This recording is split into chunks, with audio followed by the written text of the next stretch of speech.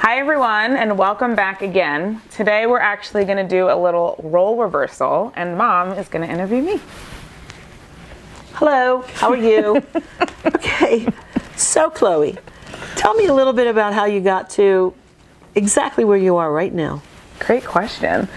So it started actually with you when I was 12, and you took me on my first trip to Paris. And I fell in love with eating chocolate for breakfast. And you just fell in love with the city in general. And we got to know the city. You eventually got the apartment there. And then when I was living in New York, I decided to go to grad school. I remember that phone call.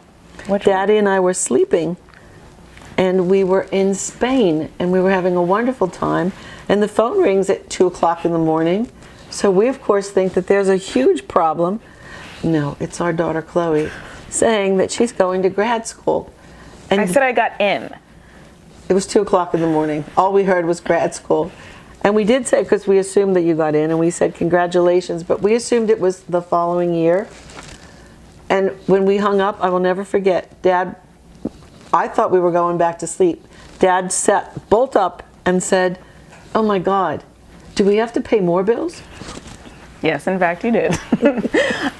So I went to grad school in New York 2 months after that phone call. And I was the only person in my program that was focusing on fashion entrepreneurship. And I came up with the idea with Mom over wine of shopping tours in Paris, because people really didn't know how to shop in Paris. And to us, because we know the city so well, it was, how did they not find these amazing places? So I started the company focusing on fashion, and then we've branched out from there. So, did you have any obstacles along the path in college, in this journey, and now? Yes, a lot.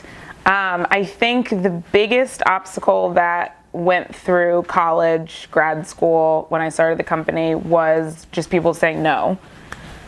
I think that a lot of people didn't believe in the idea. They didn't believe that you could start a company without having worked for somebody else.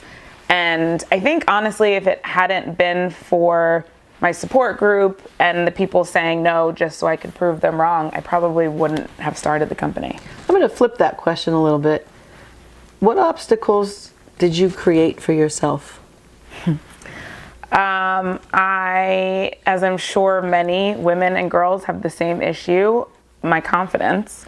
And I think, again, going back to my support group, they were the ones that kind of said, you can do this. Whereas I was a little bit listening to the naysayers. I can't do this. I don't know where to begin. I don't know anything about finance. You can't start a business without going to grad school specifically for that. So I do think that it's a common theme with a lot of women and girls, and you just have to not give up, kind of keep pushing through. And again, support group is huge. So, segueing, is that your advice to young girls and women? I think I would say never give up and find your passion. What's it like now in 2018 versus pick a time in your life that may or may not be different? I think now it's actually a little bit easier in terms of, obviously there's a lot of things that are more difficult, a lot of things that are easier.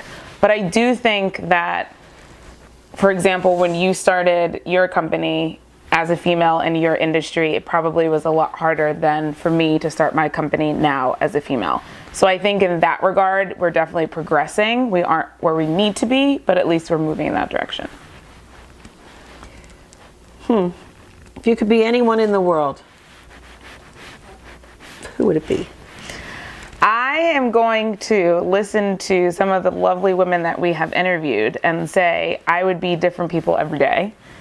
I would definitely be Ellen DeGeneres, hands down.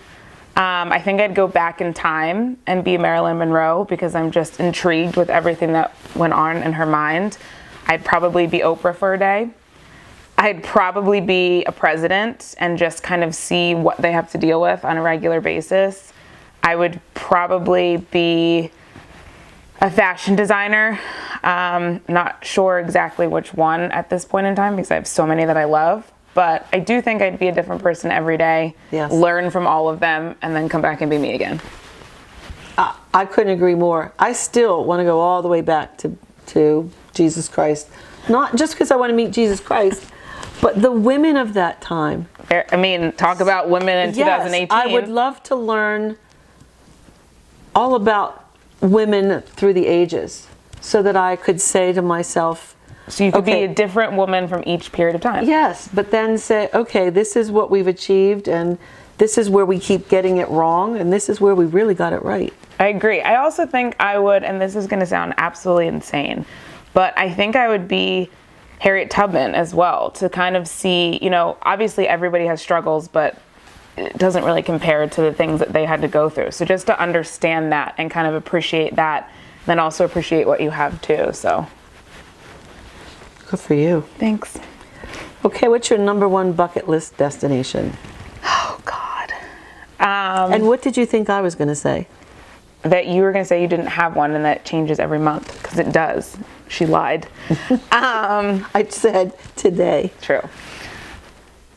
I think right now, and this is going to sound crazy, but Switzerland.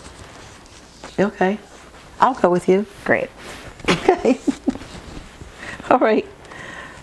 Did we talk about how you started your business, or do you want to talk about that? We did in the beginning. Okay. So we're skipping that? Yeah. Okay. So, have you always been interested in doing this? And if not, what did you want to do? So originally, as you know, I wanted to be in public relations and soon learned that that was not for me. But it's interesting because I studied sociology in college and did not understand how that would relate to anything I was ever going to do. But she always said to me that as you're going along, your path will look like this and then go in circles, but you'll start to notice a line that connects everything. Mm-hmm. And I think that even though it's only been, 8 years since I graduated, sociology obviously is the study of society and how people interact, and it ties into exactly what I'm doing now because I'm constantly learning about new cultures and what makes them operate the way they do and interact the way they do. So I think even though at the time it didn't make sense, it makes complete sense now, and I just think travel is so important for everyone to experience. Here's your lightning round, Chloe. I'm nervous. You get an either or, and you can't choose both. You chose both on every one. That's all right. I'm older than you. I'm allowed. Okay. Here we go. William or Brownie? Brownie. Uh-oh. Adam Levine or Justin Timberlake? Justin Timberlake. I knew that. Sorry, Adam. Iceland or Bali? Oh, come on. Bali. Rachel or Monica? Rachel. She's my spirit animal. Sneakers or stilettos? Sneakers. Yeah, I kind of guessed that one. I can't do heels anymore. We don't have any more lightning round questions. So. You're supposed to say, thank you so much. We're so happy to have you. Happy Okay. International Women's Day. Happy International Women's Day. Thank you.